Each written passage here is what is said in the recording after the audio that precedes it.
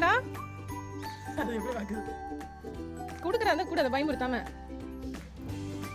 இங்க வாங்கி நீயே சாப்பிடு. நீயே வேணா உன் பழமும் வேணான்னு போயிடுச்சு. வா பயமுறுத்திட்டு பண்ணிக்குட்டி.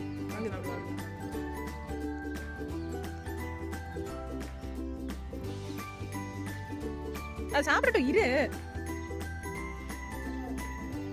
என்கிட்ட கொண்டு கொடு.